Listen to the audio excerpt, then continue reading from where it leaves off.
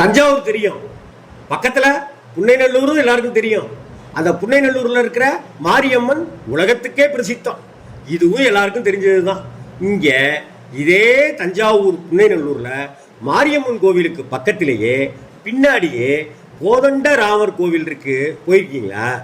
அழகு ததும்ப இருக்கிற கோவில், அற்புதம் நிறைந்த கோவில், சக்தி நிறைந்த கோவில், சாநித்தியம் நிறைந்த கோவில் புன்னை நல்லூர் கோதண்ட ராமர் திருக்கோவில். தஞ்சாவூர்லேருந்து 4 கிலோமீட்டர்ல இருக்கு புன்னைநல்லூர். சுமார் 500 வருட பழமை வாய்ந்த திருத்தலம் இது. கோதண்ட ராமர் அப்படின்னு சுவாமியோட திருநாமம், ராமருடைய திருநாமம். இந்த கோவிலில் இருக்கிற மூலவர் கோதண்டராமர் சாலக்கிராமம் அப்படிங்கிற கல்லால் ஆனவர்ங்கிறது தான் இந்த கோவிலோட விசேஷம். இங்க இருக்கிறது போல சாலக்கிராம ராமர் வேற எந்த ஸ்தலத்திலையும் இல்லை, அரிதிலும் அரிதானதுன்னு சொல்லி வியந்து மகிழ்ந்து நெகிழ்கிறார்கள் பக்தர்கள். வைஷ்ணவ சம்பிரதாயத்தில் மாப்பிள்ளை வீட்டாருக்கு துளசி மாடத்தையும் சாலக்கிராமத்தையும் பெண் வீட்டார் அந்த காலத்துல வழங்கி வந்தது ஒரு வழக்கமாக, சடங்காக, சம்பிரதாயமாக இருந்திருக்கு. இது ஒரு வழக்கம்தான். சாலக்கிராமம் அப்படிங்கிற கல் மகாவிஷ்ணுவின் அம்சம் அப்படிங்கிறது நமக்கெல்லாம் தெரிஞ்சது தான். நேபாளத்தில் இருக்கிற கண்டிகை நதியில தான் சாலக்கிராமம் தோன்றிக் கொண்டிருப்பதாக இன்னைக்கு வரைக்கும் சொல்லப்பட்டு இருக்கு. இன்னைக்கு வரைக்கும் சாலக்கிராமம் அங்கிருந்து கண்டெடுக்கப்பட்டு இருக்கு. நேபாள மன்னனும் தஞ்சாவூரை ஆட்சி செஞ்ச மராட்டிய மன்னனும் ஒரு கட்டத்தில் சம்பந்தி ஆனாங்க. பொண்ணை கொடுத்து மாப்பிள்ளையை வாங்கி அப்படின்னு ஆனாங்க. நேபாள மன்னர் மாப்பிள்ளை வீட்டாரான தஞ்சை மன்னருக்கு, அந்த மராட்டிய மன்னருக்கு ஏராளமான பொன்னும் பொருளுமா தங்கமும் வெள்ளியுமா சீர்வரிசைகளை வழங்கினார்.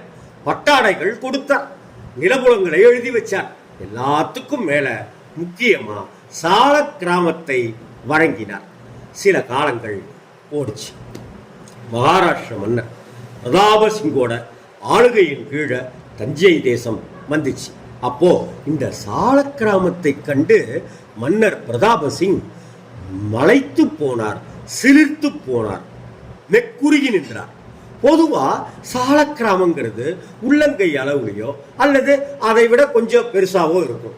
ஆனா தஞ்சாவூர் மன்னருக்கு சீர்வரிசையா மிக பிரமாண்டமான சால கிராமம் வழங்கப்பட்டுச்சு. இந்த சால கிராமத்தை கொண்டு ஸ்ரீராமருடைய விக்கிரகத்தை அமைத்தார் மன்னர். அது மட்டுமா, அழகிய கோயிலும் எழுப்பினார்.